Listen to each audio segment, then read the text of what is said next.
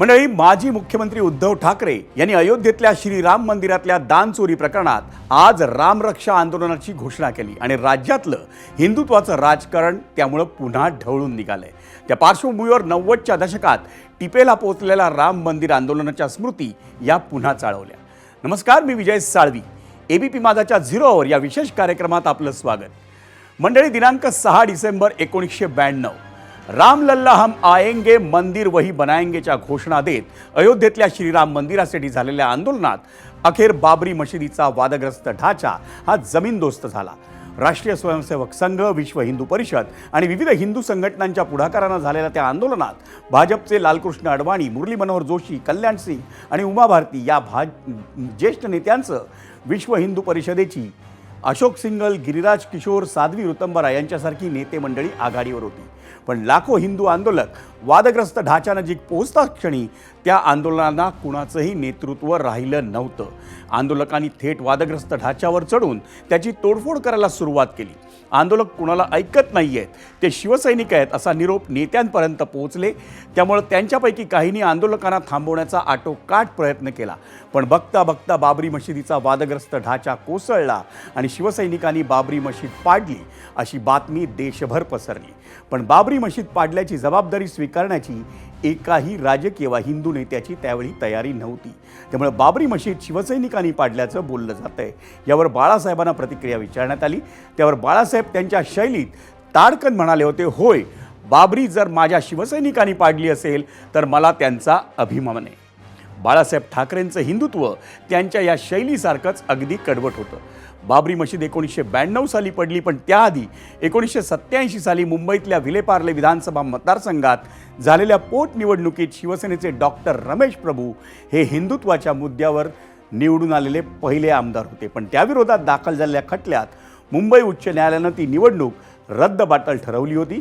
इतकंच नाही तर बाळासाहेब ठाकरे यांचा मतदानाचा अधिकार तब्बल 6 वर्षांसाठी काढून घेण्यात आला होता।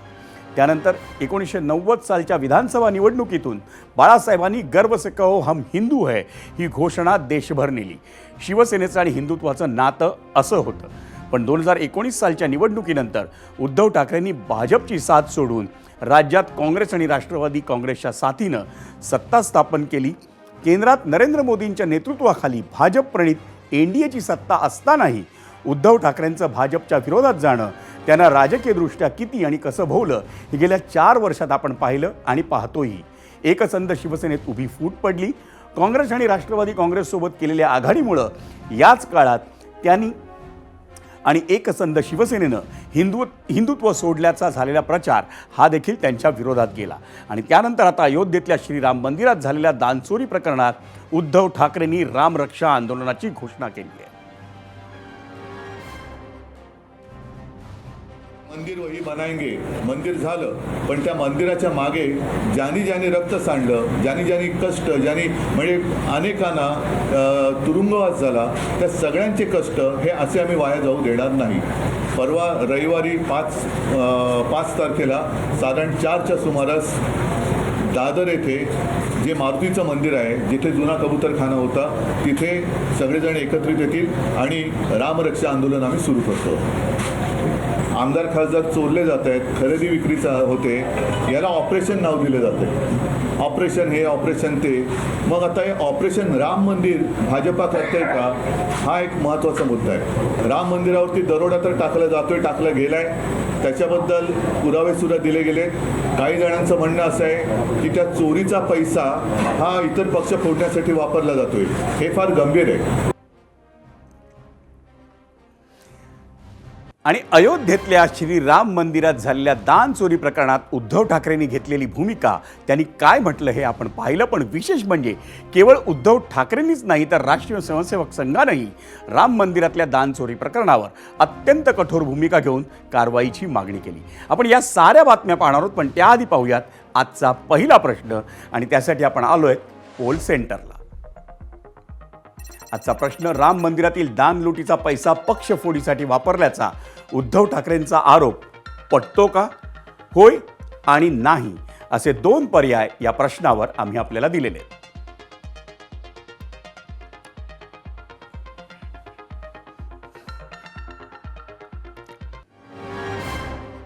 मंडळी, खरं तर अयोध्येतल्या राम मंदिरातल्या देणग्या चोरी प्रकरणात आजचा दिवस हा अतिशय महत्त्वाचा ठरला. उद्धव ठाकरेंनी भाजपवर घणाघाती टीका करून राज्यव्यापी आंदोलनाची घोषणा केली. पण या घडामोडींची खरी सुरुवात झाली ती भाजपचे ज्येष्ठ नेते आणि बजरंग दलाचे संस्थापक विनय कटियारांपासून. आज सकाळी विनय कटियारांनी एक मोठा दावा केला. ते म्हणाले की पंतप्रधान नरेंद्र मोदींसोबत राम मंदिरातील देणगी घोटाळ्यासंदर्भात पहाटे 2 वाजता चर्चा झाली आणि या संदर्भात मोदींनी आपल्याला काही आश्वासनं दिली आहेत. ती त्यांनी माध्यमांना सांगितली. आता योगायोग बघा, आजच उद्धव ठाकरेंनी हाच मुद्दा उचलून धरला. त्यांच्या थोडं आधी विनय कटियारांनी मोदींचा दाखला देऊन मोठं विधान केलं. आणि सगळ्यात महत्त्वाचं, राष्ट्रीय स्वयंसेवक संघाकडूनही आजच संपूर्ण प्रकरणात पहिल्यांदाच अधिकृत भूमिका मांडण्यात आली आणि तीही साधं पत्रक वगैरे काढून नाही, तर संघाचे सरकार्यवाह दत्तात्रय होसबळेंनी प्रतिक्रिया दिली. आता याच योगायोगावर बोलण्याआधी जरा त्यांच्या प्रतिक्रिया पाहूया.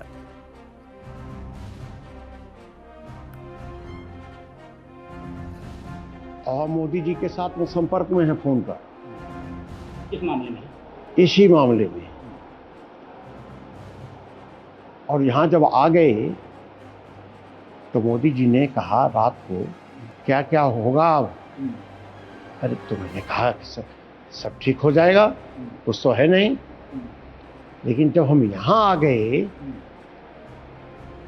तो उसमें देखा चंपत राय भी है, गोपाल राव भी है, ये सब जितने हैं, तो ये तो किसी कारण से थोड़ा बच गए, जेल नहीं जा पा रहे हैं। अब हो सकता आगे जाएं। अभी श्री रामलला मंदिर में रखे हुए दान पात्रों में जमा राशि की चोरी की दुर्भाग्यपूर्ण घटना से समूचे समाज और राम भक्तों को भावना एवं श्रद्धा को आघात पहुंचा है तथा इस घटना से हम सभी आहत हैं। उत्तर प्रदेश सरकार ने विशेष जांच दल का गठन कर उसकी अनुशंसा पर कानूनी प्रक्रिया प्रारंभ की है। जांच में जो भी दोषी पाए जाएंगे उन्हें कठोर दंड हो, यह सुनिश्चित करना आवश्यक है। आणि देणगी चोरी प्रकरणात जेव्हा सगळ्यात पहिल्यांदा आरोप झाला तेव्हा राम जन्मभूमी ट्रस्टनं चौकशी केली. त्यानंतर उत्तर प्रदेश सरकारनं 13 जून रोजी विशेष तपास समिती स्थापन केली आणि तेव्हापासून तपासाला वेग आलाय. एका पाठोपाठ एक गोष्टी समोर येत गेल्या. एकामागून एक आरोपीही SITच्या जाळ्यात सापडत गेले. गोष्ट थेट राम मंदिर ट्रस्टचे महासचिव चंपत राय यांच्यापर्यंत पोहोचली. जेव्हा 25 तारखेला SITचा अहवाल समोर आला तेव्हा आरोपींच्या घरातून किती रोख रक्कम सापडली आणि सध्या कोणती कारवाई सुरू आहे हे सारं आपल्याला पाहायचं आणि त्यासाठी जाऊयात आपण मीडिया सेंटरला. आरोपींकडे किती रक्कम सापडली, किती माया सापडली? अविनाश शुक्ला यांच्याकडे $20,39,220 रुपये, तसंच $1,121, एक चांदीची वस्तू आणि 2 सोनसाखळ्या तसंच एक अंगठी देखील त्यांच्याकडे सापडली. अनुकल्प मिश्रा $16,82,040 रुपये त्यांच्याकडे सापडले. लवकुश मिश्रा $14,25,000 रुपये त्यांच्याकडे सापडले. रमाकांत मिश्रा $7,32,170 रुपये सापडले. मनीष यादव यांच्याकडे $2 लाख रुपये सापडले. करुणेश पांडे यांच्याकडे $18,07,063 रुपये सापडले. रामशंकर उर्फ टिन्नू यादव यांच्याकडे $1 लाख रुपये सापडले. एकूण 79,84,493 रुपयाची रक्कम ही या संशयित व्यक्तींकडे सापडली. मंडळी, तुम्हीच पाहिलं, राम मंदिरात जे दान आपण श्रद्धेपोटी दिलं किंबहुना दिलं जात होतं त्यावर अशा पद्धतीनं हात साफ करण्यात येत होता आणि त्याचे राजकीय पडसाद पुढे सुरू झाले. पुढच्या वर्षी उत्तर प्रदेश विधानसभेची निवडणूक आहे, जिथं सध्या तरी भाजपचं सरकार आहे. योगी आदित्यनाथ हे मुख्यमंत्री आहेत. राम मंदिर आणि भाजप याचं राजकीय कनेक्शन आम्ही तुम्हाला सांगण्याची गरज नाही आहे आणि म्हणूनच की काय, उत्तर प्रदेश विधानसभेत हाच मुद्दा प्रचाराच्या केंद्रस्थानी असू शकतो. त्याचा ट्रेलर गेल्या काही दिवसांमध्ये अखिलेश यादवांच्या पत्रकार परिषदांमधून दिसून येतोय. पण जसं आपण सुरुवातीला पाहिलं की राम मंदिर आणि महाराष्ट्राचंही एक विशेष नातं आहे आणि त्यातही ठाकरे आणि राम मंदिर. म्हणूनच उद्धव ठाकरेंनी आंदोलनाची घोषणा केली तर त्यांच्या पक्षातील इतर प्रमुख नेत्यांनी भाजपवर जोरदार हल्ला चढवला. अयोध्येचं अंडरवर्ल्ड केलं. आज अयोध्या एका अंडरवर्ल्डपेक्षा कमी नाही आहे. अयोध्येमध्ये गुंडांचं राज्य आहे आणि दरोडेखोरांचं राज्य निर्माण केलं आहे भारतीय जनता पक्षाने. दानपेट्या लुटल्या. दानपेटीतून थेट 550 कोटी रुपये लुटले. हे उघड झालं आणि हे सगळे लुटमार करणारे लोक भारतीय जनता पक्षाशी संबंधित आहेत. 2018मध्ये आम्ही पहिलं गेलो आणि तिथे घोषणा दिली, पहिले मंदिर फिर सरकार. भाजपला आठवण करून दिली. तेव्हा आम्ही इथे छत्रपती शिवरायांची पावनभूमी शिवनेरी त्या किल्ल्यावरनं माती घेऊन गेलो होतो अयोध्येला.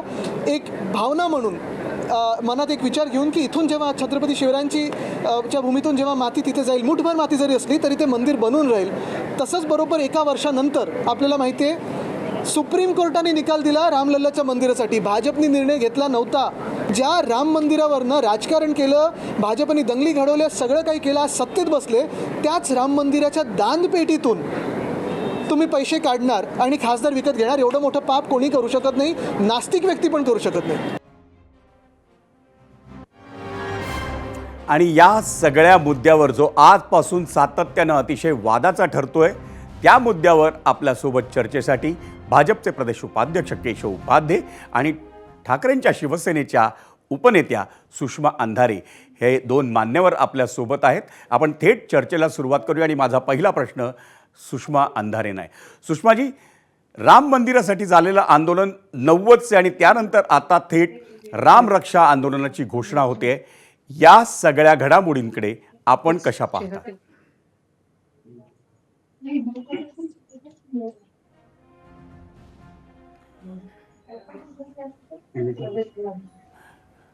सुषमा अंधारे यांच्याशी आपला संपर्क काही काळापुरता तुटलाय, म्हणून आपण जरा केशव उपाध्यांकडे जावं.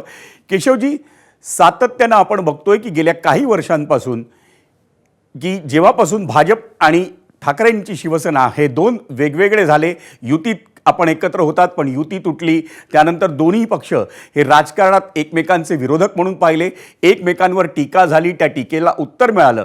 पण आता थेट उद्धव ठाकरेंनी एक नवं राम रक्षा आंदोलनाचं घोषणा केलेली आहे. विजय, मला खरंच त्यांची पत्रकार परिषद झाली, त्या बातम्या तुमच्या माध्यमात मी बघितल्या आणि मला हसू आलं. त्याचं कारण असं होतं की खरं तर एका वाक्यात ह्या आंदोलनाचं वर्णन करायचं तर हे रामरक्षा आंदोलन नाही, कारण रामाला कुठल्या रक्षेची गरज नाही, राम स्वयंभू आहे. हे आंदोलन पक्ष वाचवा आंदोलन किंवा पक्ष रक्षा आंदोलन हे नाव त्याला अधिक चांगलं दिसलं असतं. नंबर 1. नंबर 2, मला ते काय दादर मधल्या प्रसिद्ध मारुती मंदिर जिथे महाआरती करण्यात असं कळलं.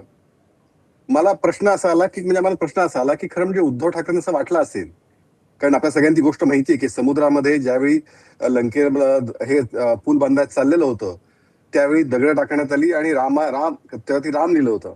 राम नावानी सगळी दगड सुद्धा तरून गेली. हा इतिहास आहे. त्यामुळे उद्धव ठाकरेंना असं वाटलं असू शकतं की पुन्हा एकदा रामाचं नाव घेतलं तर जो पक्ष जवळपास संपुष्टात येत चालला, रोज नवे धक्के, अगदी बंगल्याच्या खालनं आमदार खासदार निघून चाललेत, अशा परिस्थितीमध्ये संपत आलेला पक्ष तरुण जाईल की काय, आणि म्हणून रामाचं नाव घ्यावं असं त्यांना वाटलं असू शकतं. कारण गेल्या 2-2.5 वर्षातली, गेल्या त्यापेक्षा जास्त कालावधीत त्यांची विधानं ही आत्ताच्या भूमिकेशी पूर्णपणे विसंगत विधान आहेत. त्यांनी महाआरती जरूर करावी, पण त्यांना महाआरती करताना केशवजी, हाच तुमचा मुद्दा घेऊन मी थेट सुषमाजींकडे, नक्की भरपूर वेळ आहे आपल्याकडे भरपूर वेळ आहे. मला सुषमाजींना विचारायचं आहे याचं कारण. पूर्ण होते ना विजय, माझं पूर्ण करतो मी. पहिला प्रश्न असा आहे की मारुतीराय नक्की त्यांना महाआरती करू देईल, पण मारुतीराय पहिला प्रश्न त्यांना असा विचारेल, आज महाआरतीला तुम्ही आला आहात पण माझं गुणगान करणाऱ्या ज्यावेळी हनुमान चालीसा नवनीत राणा करत होत्या त्यावेळी त्यांना अटक का केली हो? त्यावेळी उद्धव ठाकरेंनी काय उत्तर असेल? ज्यावेळी राम मंदिराचं उद्घाटन अयोध्येमध्ये झालं, उद्धव ठाकरेंना रितसर आमंत्रण होतं. ज्यावेळी सुरुवात झाली त्यावेळी जावंसं वाटलं नाही. त्यावेळी आज त्याचं उत्तर काय देतील उद्धव ठाकरे महाआरती करताना मारुतीरायाला? तिसरं, माझ्याकडे अनेक प्रश्न आहेत, मी विचार असतील, पण या अनेक प्रश्नांची उत्तरं पहिल्यांदा उद्धव ठाकरेंनी द्यावी लागतील. आणि हे आंदोलन रामरक्षा नाही, पक्ष वाचवा आंदोलन आहे. बाकी हा तुमचा मुद्दा झाला केशवजी. राजकारण एकीकडे, त्याबद्दल तुम्ही उद्धव ठाकरेंवर टीका करा किंवा करतच राहणार, पण ज्या वेळेला अगदी RSS कडनं देखील विनय कटियार, विश्व हिंदू परिषदेचे विनय कटियार हे देखील राम मंदिरात झालेल्या घोटाळ्याबाबत प्रश्न उपस्थित करतायत. त्याचवेळी जर उद्धव ठाकरे ते प्रश्न उपस्थित करत असतील तर त्यात वावगं काय? सुषमाजी, याचं उत्तर तुम्ही द्यावं. खरं तर केशव उपाध्ये चर्चेला असल्यावर मला सुद्धा जरा चांगलं वाटतं. कारण ते किमान शांतपणे बोलतात, शांतपणे ऐकतात. असे बनमस्का लावून करिअर साधणाऱ्या आक्रस्ताळ्या लोकांच्या सारखे ते बोलत नाहीत. त्यामुळे त्यांचं कौतुक आहे आणि त्यांचे आभार, अभिनंदन. ते असं म्हणाले, की रामाला रक्षा करण्याची गरज नाही. अगदी बरोबर आहे. केशवजी, मी तुमच्या मताशी 100% सहमत आहे, की प्रभू श्रीराम जे सगळ्यांची रक्षा करतात, त्यांची रक्षा करणारे आपण कोण? पण जे प्रभू श्रीराम सगळ्यांची रक्षा करतात, आपल्या सगळ्यांचं अस्तित्व त्यांच्यामुळे आहे, त्यांना आणणारे तुम्ही तरी कोण?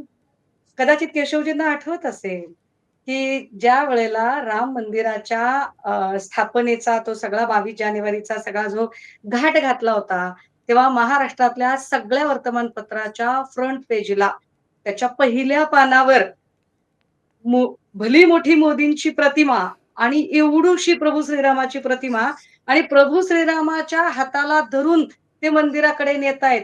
जणू काय रमाई आवास योजना किंवा इतर आवास योजनेसारखी प्रभू श्रीरामाची आवास योजना आणि प्रभू श्रीरामाला घर देण्या इतके मोठे मोदी आणि इतकी मोठी भाजपा झाली, हे चित्र तुमच्याच भाजपाने दाखवलं.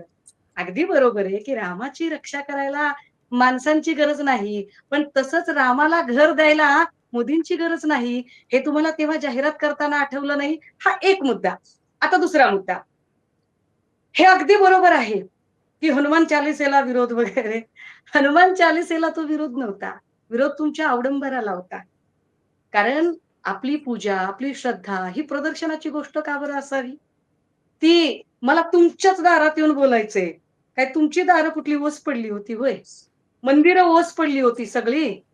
नवनीत राणाला तो पॉलिटिकल स्टंट तेव्हाच का सुचला, आता का सुचला नाही? मी त्याच्यावर खूप प्रश्न विचारू शकते तुमच्यासारखेच. पण मी ते विचारणार नाही. कारण मी म्हटलं ना, तुमच्यामध्ये आणि भाजपच्या इतर आक्रस्ताळ्या लोकांमध्ये फरक आहे. तुम्ही फार चांगले आहात. शांतपणे ऐकू, बोलू शकता, विचार करू शकता. का तुम्हाला भाजपने मागे टाकले मला माहित नाही. पण ठीक आहे, तुमच्याबद्दल आदर आहे. आता जरा तिसऱ्या मुद्द्याकडे येऊ. आम्ही काय बोलतोय द्यावं सोडून. आम्ही किमान अवडंबर करत नाही, प्रदर्शन करत नाही आणि आम्ही मंदिरात चोऱ्या करत नाही. केशवजी, तुमच्यासारख्या माणसाकडून किमान एवढं अपेक्षित आहे. तुम्ही बचाव कसला करताय? अहो, जिथं विनय कटियार प्रश्न विचारताय, तिथे अशा मंदिरात झालेल्या चोरीचा तुम्ही निषेध नोंदवला पाहिजे जाहीर शब्दामध्ये. तुम्ही म्हटलं पाहिजे, की घडलेली घटना अत्यंत निंदनीय आहे आणि याच्यात कुणीही आरोपी असला तर त्याला शिक्षा झालीच पाहिजे. पण तुमचं दुर्दैव असं आहे, की आरोपी मिश्रा आहे, आरोपी पांडे आहे, आरोपी यादव आहे. आरोपी जर शेख, खान, अन्सारी, तांबोळी असता ना, तर तुमच्या आधी नवनीत राणा आत्ताच म्हणजे इतका त्रागा करत तिकडे गेल्या असत्या. आगागागागागागा काय विचारायचंच काम नाही. तेव्हा तुमची अडचण ही आहे, की मिश्रा, पांडे, यादव, तिथे खान, अन्सारी, तांबोळी नाही, ही तुमची खरी अडचण आहे केशवजी. अहो, एकदा मान्य करा ना, की चूक झालीये. मान्य करा ना, की तुम्ही काही जरी केलं तरी सुषमाजी, तुम्ही तुमचे मुद्दे साधं घेऊन मी पुढे जातो. मला बोलू द्या मंदिराच्या आता. दानपेटीचं मला रक्षण पुढे करू बोलू शकला द्या. नाही. हा प्रॉब्लेम आहे तुमचा. केशवजी, तुम्ही एवढं बोला साधं आणि मान्य त्याच करायला वेळी तरी कधी सुषमा पण बोला. मन मोठं करा की. मला आता बोलू द्या. सुषमाजींनी एक मुद्दा बोला, उपस्थित केला होता, किंबहुना आज विश्व हिंदू परिषदेकडनं आणि आत्ताच RSS कडनं देखील प्रतिक्रिया आलेली आहे, की या सगळ्या घोटाळ्या प्रकरणात नाही नाही, 100% विजय. या सगळ्या ठिकाणी मुळामध्ये भारतीय जनता पार्टीची भूमिका स्पष्ट आहे. आम्हाला भेदाभेद करायची गरज नाही. म्हणजे आम्ही ज्या संकटात असतो आम्हाला राम आठवतो आणि संकटात नसतो त्यावेळी राम मंदिराच्या आम्ही उद्घाटनाला जात नाही, राम मंदिराच्या कुठल्याही प्रकारच्या कार्यात सहभागी होत नाही, किंबहुना राम मंदिरं सगळी बंद राहतील ही दक्षता घेतो. ज्या काँग्रेसनी रामावरती विश्वास नाही सांगितलं होतं त्याच्या वळचणी अजून बसतो. या उद्धव ठाकरेंसारखं दुटप्पी ढोंगी भूमिका भाजपाची कदापि नाही. नंबर 1. सगळ्यात महत्वाचं असं आहे, की या सगळ्या प्रकरणामध्ये विशेष कृती गट स्थापन झालाय, तर तपास चालू आहेत, अटका झाल्यात. मुळामध्ये एक लक्षात घेतलं पाहिजे, की ज्यावेळी महाराष्ट्रामध्ये एखाद्या एक मिनिट ताई, आता माझा पूर्ण उद्यामध्ये मी बोललो नाही तुमचं, तुम्ही शांतपणे ऐकून घ्या. आता शांतपणे ऐकून घ्या. हेच हा. सांगा म्हटलं तुम्हाला. नाही ऐकून घ्या ना, तर पूर्ण ऐकून घ्या. मुळामध्ये असं आहे, की त्या विषयामध्ये जो कोणी दोषी असेल मग तो पांडे असो, शेख असो, मिश्रा असो, त्याशी काही देणं घेणं नाही. त्याला अटक होईल. तो जातीनुसार, धर्मानुसार किंवा पक्ष अडचणीत आहे म्हणून रामाची आठवण काढावी, अशा पद्धतीचे उद्धव ठाकरेची भूमिका आमची. नंबर 1. नंबर 2, तुम्हाला महाराष्ट्रातलं उदाहरण आठवण, सहज वेगळा संदर्भ, वेगळा रेफरन्स देऊन सांगतो की कसं बघा भूमिका. ज्यावेळी इथे उद्योगपतीच्या बंगल्याखाली शस्त्र ठेवली गेली, त्या पोलीस अधिकाऱ्याबद्दल विचारलं गेलं, त्यावेळी हेच उद्धव ठाकरे म्हणाले, कारण तो लाडका पोलीस अधिकारी होता, तो खास अधिकारी होता, खंडण्या गोळा करणारा. त्याच्याबद्दल उद्धव ठाकरे भर विधान भवनात बाहेर म्हणाले, तो काय लादे नाही का, म्हणजे तो लाडका आहे, आपला आहे, म्हणून त्याचं समर्थन करायचं जे उद्धव ठाकरेंची भूमिका आहे ती भारतीय जनता पार्टीची कधीच नाही. भारतीय जनता पार्टीच्या केंद्रीय नेतृत्वापासून ते अगदी महाराष्ट्रातल्या सर्व नेत्यांपर्यंत आणि उत्तर प्रदेशमधल्या नेत्यांपासून संघापर्यंत सगळ्यांनी ही भूमिका स्पष्ट केली आहे की या प्रकरणामध्ये जो कोणी दोषी असेल आणि त्याच्या अटका सुरू आहे, अटक झाली, जर त्या ठिकाणी सहभागी नसतं, आम्ही प्रामाणिक नसतो, तर कारवाई झाली नसती. ज्या गोष्टी घडल्या त्या दुर्दैवीत होता कामा नये. लोकांच्या श्रद्धेला तडा गेला, ही वस्तुस्थिती आहे. पण त्याच्यावरती ऑपरेशन करून त्याचं नीट करणं, दोषींना अटक करणं, हे काम आम्ही करतो आहोत. पण आज आमच्याकडे सगळंच संपलंय, आता काहीच हातात नाही. आणि गेले 5-6 वर्ष आम्ही हिंदुत्ववादी विरोधी भूमिका आम्ही घेत होतो. आम्ही किती हिंदुत्ववादी विरोधी भूमिका, जे उदाहरण मी सांगू तुम्हाला, उद्धव ठाकरे गेल्या 7-8 वर्षातली ती सगळी उदाहरणं हे करून हा नवा युटर्न घेण्याचं नाटक ना मारुतीराया स्वीकारणार आहे, ना महाराष्ट्रातली जनता स्वीकारणार. ठीक आहे, हा तुमचा दावा आहे, पण हे अपयश कोणाचं केशवजी? ट्रस्टचं, उत्तर प्रदेश सरकारचं, की आणखी कोणाचं? 100% हे जे अपयश आहे ते शोधून काढलं जाईल. शेवटी पहिला प्राथमिक तर ट्रस्टच असतो, तर शेवटी दैनंदिन कामगार ट्रस्टच पाहत असतो. त्यामुळे ट्रस्टमध्ये जे काही किंवा अजून त्याच्या पुढे अजून काही लागेबांधे असतील तर ते लागेबांधे पण शोधले जातील. त्यामुळे त्याच्यात कुणालाही पांघरून घालायचा प्रश्न येत नाही. अटका चालू आहेत, कारवाई चालू आहे.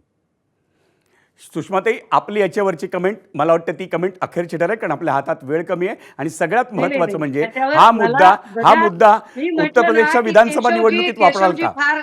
ऐका ना, केशवजी फार शिताफीने टाळतात. तुम्ही त्यांना साधा प्रश्न विचारला की अपयश कुणाचं आहे, अपयश कुणाचं आहे, त्याचे पर्याय तुम्ही समोर ठेवले, त्यावर बोलण्याच्या ऐवजी काही असलं तरी आम्ही ते शोधून काढू.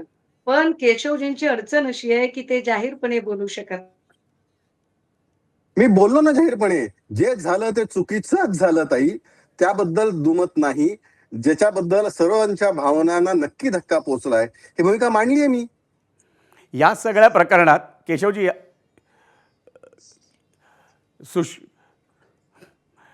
सुषमाजींशी आपला संपर्क पुन्हा तुटलेला आहे. केशवजी, या सगळ्या संदर्भात अनेक पदाधिकाऱ्यांनी, चंपतराय असतील, या मंडळींनी राजीनामा दिलाय. या प्रकरणात ते जबाबदार असतील असं आपल्याला वाटतं का? नाही, असं आहे की आज त्यांनी राजीनामा दिलाय, पण ह्याच्यामध्ये असं आहे की तुम्ही मी त्यातलं नेमकं कोण आहे हे पोलीस अधिकारी किंवा तपास यंत्रणा त्यातलं शोध घेतील आणि त्याच्यावरती ते निश्चित होईल ना. आज तुम्ही आम्हाला जे दिसतं की अमुक XYZ आपण ठरवायचं कारण नाही. मुळात त्या विषयात जर उत्तर प्रदेश सरकारने पुढाकार घेतला नसता, कारवाई सुरू केली नसती, तर त्याबद्दल सरकारला दोष देता आले असते. पण ज्या क्षणी गोष्ट लक्षात आली त्या क्षणापासून उत्तर प्रदेश सरकार हे तपासून काढतंय, सगळ्यांना अटका होत आहेत, सगळं आपण आकडेवारी तुम्हीच दाखवली, कुणाकडे किती रक्कम आहे, ते रिकव्हरीचं काम सुरू झालं. त्यामुळे उत्तर प्रदेश सरकारची भूमिका प्रामाणिक आहे आणि शोध घेतला जाईल. आपण अपेक्षा करूया त्या शोधामध्ये नक्की अपराधी कोण आहेत, नक्की गुन्हेगार कोण आहेत, त्यांची खरी नावं समोर येतील. केशवजी, आपण आणि सुषमाजी, आपण दोघेही आपण या चर्चेत सहभागी झालात, त्याबद्दल आपले दोघांचे आभार. पण आपल्याला आता वळायचे अतिशय महत्त्वाच्या गोष्टीकडे, ते म्हणजे आपल्या आजच्या पहिल्या प्रश्नावर ABP माझाच्या प्रेक्षकांनी दिलेला कौल आपल्याला पाहायचा आहे पोल सेंटरवर. राम मंदिरातील दानलुटीचा पैसा पक्षफोडीसाठी वापरल्याचा उद्धव ठाकरेंचा आरोप पटतो का? 62,000 प्रेक्षकांनी यावर आपलं मत नोंदवलंय. 82% प्रेक्षक म्हणतायत होय, 18% प्रेक्षक आहेत फक्त ते म्हणतात नाही.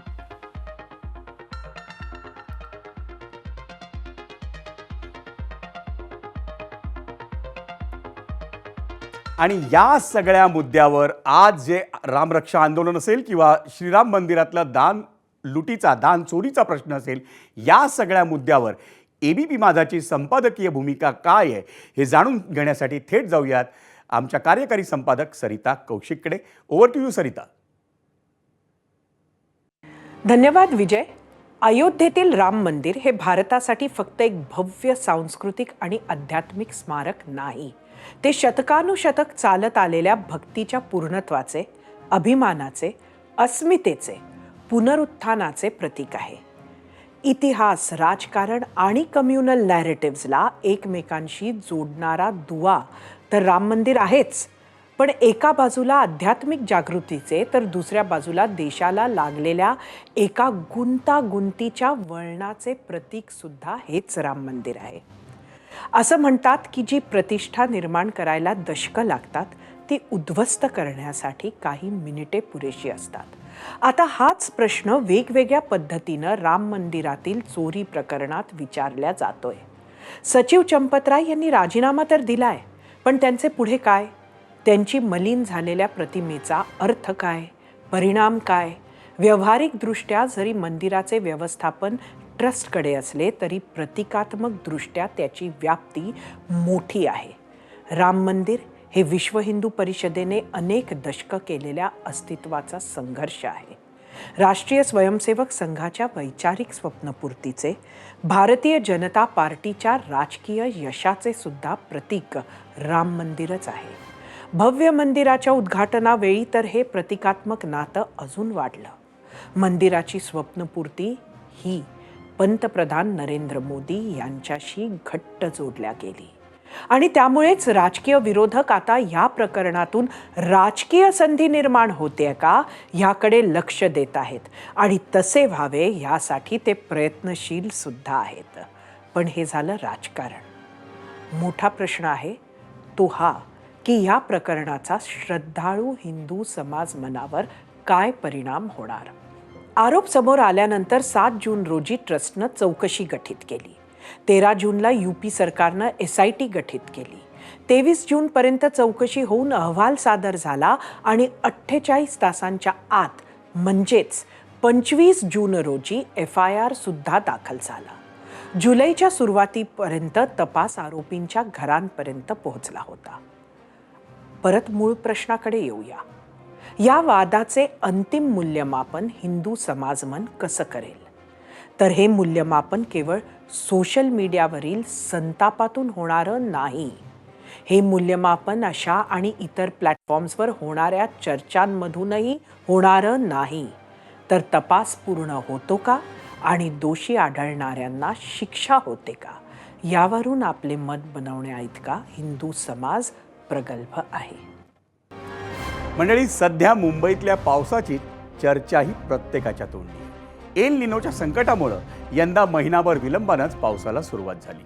मुंबईसह आसपासच्या महानगरांमध्ये तर गेल्या 3 दिवसांपासून पाऊस धोधो बरसतोय. हा पाऊस कालपासून राज्यात सगळीकडे कमी अधिक प्रमाणात कोसळू लागलाय. त्यामुळे शेतकरी काही ठिकाणी आनंदले देखील आहे. सह्याद्रीचा घाटमाता ढगांच्या चादरीमध्ये गेलाय. तिकडे विदर्भात अमरावती जिल्ह्यातही दमदार पावसामुळं मेळघाट आणि चिखलदऱ्याला आल्हाददायी रूप आलं. एकंदरीत काय तर पावसामुळं राज्यात आनंदाचं वातावरण निर्माण होण्याची सुरुवात झाली आहे. पण या आनंदाला काही ठिकाणी प्रशासकीय अनास्था आणि गैरसोयीचं गालबोट लागल्यानं अपघात घडत आहेत आणि या अपघातांवरूनच सुरू झालंय राजकारण. होय, राजीनाम्याच्या मागणीचं राजकारण सुरू झालंय. झिरोवरच्या या दुसऱ्या सत्रात आपलं स्वागत.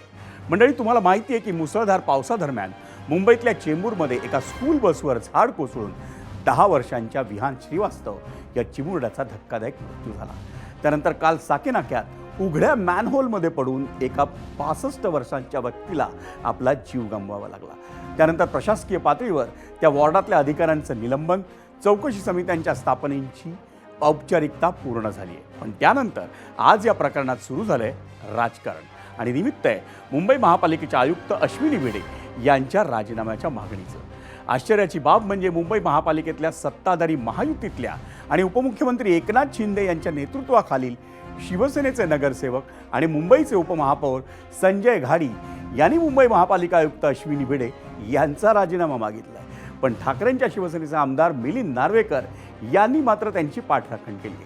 त्यामुळे झालंय काय तर समस्या निवारणाचा मुख्य विषय बाजूला पडला आणि आता दुर्घटनेवरून अश्विनी भिडे यांच्या राजीनाम्याची मागणीची चर्चा ही अधिक सुरू झाली आहे. एकूण काय तर भिडे एकच, पण त्यांच्या राजीनाम्याच्या मुद्द्यावर अनेक जण एकमेकांना भिडल्याचं चित्र निर्माण झाले. आणि त्याच पार्श्वभूमीवर आपला आजचा दुसरा प्रश्न याच मुद्द्यावर विचारलाय आणि तो पाहण्यासाठी जाऊयात पोल सेंटरला. आपला आजचा दुसरा प्रश्न, मुंबईच्या मॅनहोल अपघातावरून थेट महापालिका आयुक्तांचा राजीनामा मागणं हे योग्य वाटतं का? होय आणि नाही असे 2 पर्याय आम्ही आपल्याला दिलेले आहेत.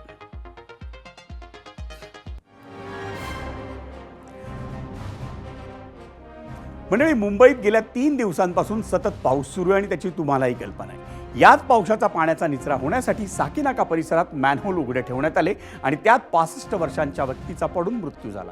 ही घटना कालची आणि या अपघाताला पार्श्वभूमी होती ती परवा चेंबूरला एका स्कूल बसवर झाड कोसळून झालेल्या अपघातात शाळकरी मुलाच्या झालेल्या मृत्यूची. त्याचवेळी या पावसामुळे अनेक ठिकाणी जलमय झालेल्या रस्त्यांचीही सध्याच्या राजकीय वादाला पार्श्वभूमी होती. या साऱ्या घटना आणि अपघातांच्या पार्श्वभूमीवर मुंबई महापालिकेचे आयुक्त आणि वरिष्ठ सनदी अधिकारी अश्विनी भिडे यांच्या राजीनाम्याची मागणी समोर आली. ही मागणी ऐकल्यावर कोणालाही वाटलं असावं की ती मागणी विरोधी पक्षातील नेत्यांनी केली असावी, पण तुम्हाला ऐकून धक्का बसेल की मुंबईचे उपमहापौर संजय घाडी यांनी ही मागणी केली. मुंबई महापालिकेत सध्या भाजप आणि शिवसेना महायुतीची सत्ता आहे. संजय घाडी हे शिंदेंच्या शिवसेनेचे मूळ नगरसेवक आहेत आणि तसं असतानाही त्यांनी त्यांच्याच सरकारमधील एका वरिष्ठ प्रशासकीय अधिकारी असलेल्या अश्विनी भिडे यांच्या राजीनाम्याची मागणी केली आहे. भिडे या मुख्यमंत्री देवेंद्र फडणवीस यांच्या आसपासच्या प्रशासकीय वर्तुळातल्या अधिकारी आहेत. हे आपल्या सर्वांना माहिती आहे. त्यामुळे संजय घाडींनी केलेली अश्विनी भिडेंच्या राजीनाम्याची मागणी ही महायुतीतील सुंदोपसुंदी तर नाही ना, अशी एक शंका निर्माण झाली आहे. आता आपण विरोधी पक्षांकडे जाऊया. ठाकरेंच्या शिवसेनेचे आमदार ॲडव्होकेट अनिल परब यांनी या विषयावरून महापौर आणि उपमहापौरांचा राजीनामा मागितला. पण यातली गंमत अशी की त्यांच्याच पक्षाचे आमदार मिलिंद नार्वेकर यांनी अश्विनी भिडेंची पाठराखण केली आणि त्यांनी संजय घाडी यांचा राजीनामा मागितला. शरद पवारांच्या राष्ट्रवादी काँग्रेसचे आमदार जितेंद्र आव्हाड यांनीही अश्विनी भिडेंची पाठराखण केली आहे. भाजपकडूनही अर्थातच भिडे यांची बाजू सांभाळून घेण्यात आली आहे. पण मंडळी, मुंबईच्या पावसातल्या घटनांवरून आयुक्तांच्या राजीनाम्याचं राजकारण मात्र सुरू झालंय. पण त्यामागून लक्ष कोणाला करण्यात येत आहे हा खरा प्रश्न आहे. आज मी त्यांना हे पत्र दिलेलं आयुक्तांना, या घटनेला जे जबाबदार आहेत त्यांच्यावरती कारवाई करावी आणि त्यांच्यावरती मनुष्यवधाचा गुन्हा दाखल करावा. आज मुंबईच्या नालेसफाई व्यवस्था मुंबईच्या उपमहापौरांनी आयुक्तांचा राजीनामा मागितलेला आहे. अंतर्गत किती स्पर्धा आहे, अंतर्गत किती भेदभाव आहे, अंतर्गत किती भानगडी आहेत, या हळूहळू बाहेर यायला लागतं. अश्विनी भिडेंचा काय संबंध? अश्विनी भिडेंचा काय संबंध? त्या नाल्यात उतरणार आहेत? अपार्टमेंट कोणाच्या हातात आहे? नगरविकास कोणाकडे आहे? मला या राजकारणात जायचं नाही आहे. हा बालिशपणा एवढंच मी सांगू शकतो. वो जो वार्ड है, कम से कम वार्ड का जो प्रमुख है, वार्ड ऑफिसर, उसके बारे में तो कम से कम निर्णय होना चाहिए. उपमहापौर ही मांग कर रही है कि अश्विनी भिडे की राजीनामा होना चाहिए. मुझे लगता है कि महापालिका ही दोषी है. अब दोष की जिम्मेदारी किस पे रखनी है वो शासन तय करेगी. अश्विनी भिडे हे अतिशय चांगले अधिकारी आहेत. ही घटना ज्या ठिकाणी घडली ते अधिकारी आणि कॉन्ट्रॅक्टर आपण कोणालाही सोडत नाही आहोत. आपण कठोरमधली कठोर कारवाई आपण त्यांच्यावर करतो आहोत. हिरलेकर पण म्हणाले की मॅडम मी पण अचंबित आहे की असं कसं माझ्या एईनी सब इंजिनियरने काम केलं. मी सांगितलं हे तुमचं स्टेटमेंट मला चालणार नाही. तुम्ही वॉर्डचे सहाय्यक आयुक्त आहात, तुम्ही या वॉर्डचे पालक आहात आणि तुमची जबाबदारी आहे. तुमच्या वॉर्डमध्ये एक साधा दगड जरी पडला तरी तुम्हाला तिथे माहिती असायला पाहिजे. केबिनमध्ये काम करणं बंद करा, बाहेर उतरा. मंडळी, ऐकलं अश्विनी भिडेंचा राजीनामा किंवा त्याऐवजी दुसरी काय मागणी आहे, या सगळ्या घोळात आता राजकारण सुरू झालं. मुंबईतल्या पावसात लागोपाठ 2 दिवसात घडलेल्या अपघाताच्या घटनांचं प्रकरण हे फक्त त्या राजीनाम्यापुरतं मर्यादित राहिलेलं नाही. पावसाळी समस्यांच्या मुद्द्यांवरून मुंबई महापालिकेतल्या विरोधी पक्षनेत्या किशोरी पेडणेकर यांनी आज संध्याकाळी महापौर दालनात गोंधळ घातला. त्यानंतर पेडणेकर यांच्या विरोधात महापौर रितू तावडे यांनी पोलीस तक्रारीचा इशाराही दिला. त्यामुळे समस्या सुटणं दूरच राहिलं, पण त्या समस्यांवरून सुरू झालेलं राजकारण हे काही थांबत नसल्याचं चित्र आहे. काल झाड कोसळून शालेय विद्यार्थ्याच्या झालेल्या मृत्यूची घटना ही ताजी असतानाच आज मुंबईतील सायनमधल्या प्रतीक्षानगरात मॅनहोलची झाकणं अर्धवट अवस्थेत दिसली. सांताक्रूज भागात रिलीफ रोडवर झाड कोसळून 8 मजूर जखमी झाले. तिकडे मीरा भाईंदरमधील राई गावात नारळाचं झाड कोसळल्यानं झालेल्या अपघातात जखमी झालेल्या राहुल पाटील यांचा आज उपचारादरम्यान दुर्दैवी मृत्यू झाला. ठाण्यातील मानपाडा येथील टिकोजिनीवाडी परिसरात वाहनांवर झाड कोसळलं. ठाण्यानजीकच्या कळव्यातील मनीषानगर परिसरात रस्त्याच्या मधोमध झाड पडलं. याखेरीज अनेक ठिकाणी झाडं कोसळली आहेत. हे इतकं सगळं होतंय, पण राजकीय नेत्यांना राजकारणच करण्यात रस आहे की काय अशी भीती आम्हा सर्वसामान्यांना वाटू लागली.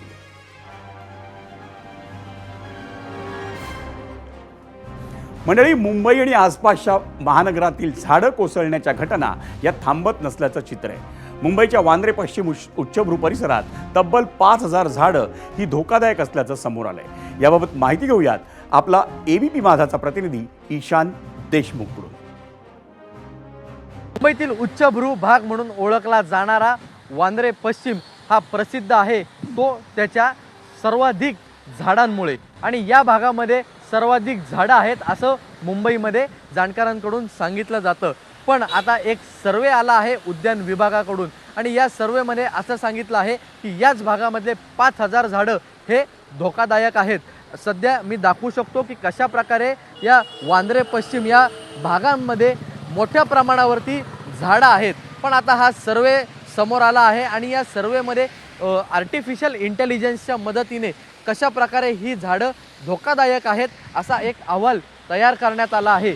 वांद्रे पश्चिम इकडचा हा एक ऑडिट रिपोर्ट समोर आला आहे जो थर्ड पार्टी कडून करण्यात आला आहे, आणि आर्टिफिशियल इंटेलिजन्सची यामध्ये मदत घेण्यात आली आहे, आणि त्यामध्ये 5000 झाडं वांद्रे पश्चिममधली ही धोकादायक आहे असं सांगितलं गेलं आहे. कॅमेरामन धर्मेंद्र पांडेसह ईशान देशमुख, एबीपी माझा, मुंबई.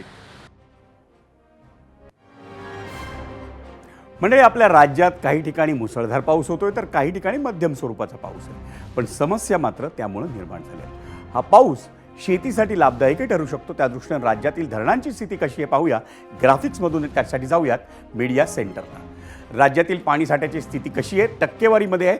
मुंबई विभाग मागील वर्षी 47% होता, आता 9% आहे. कोकण विभाग मागील वर्षी 62, सध्या 32%. नागपूर विभाग मागील वर्षी 35% होता, सध्या 38%.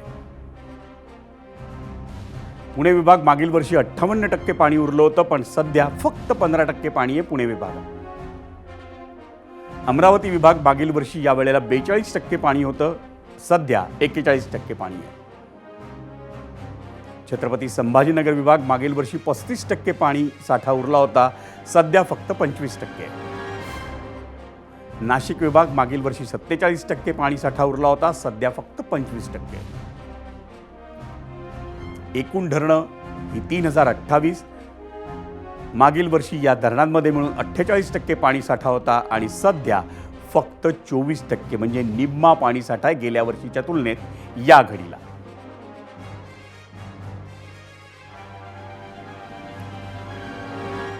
आणि ही सगळी राज्यातील पाणीसाठ्याची स्थिती पाहिल्यानंतर राज्याच्या कृषी मंत्र्यांनी आपल्याला काय सल्ला दिला आपण तोही ऐकूया.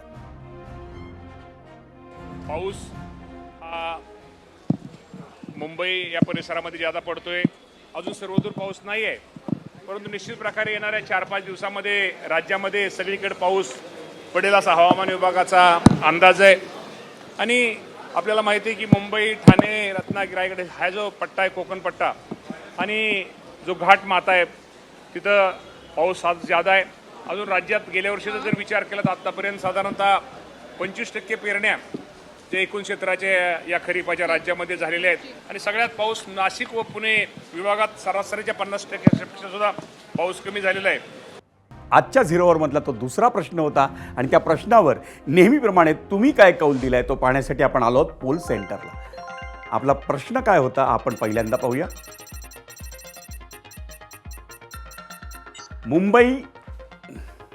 मुंबईच्या मॅनहोल अपघातावरून थेट महापालिका आयुक्तांचा राजीनामा मागणं योग्य वाटतं का? 33,000 प्रेक्षकांनी कौल दिलाय. 71% प्रेक्षक म्हणतायत होय, 29% प्रेक्षक म्हणतायत नाही.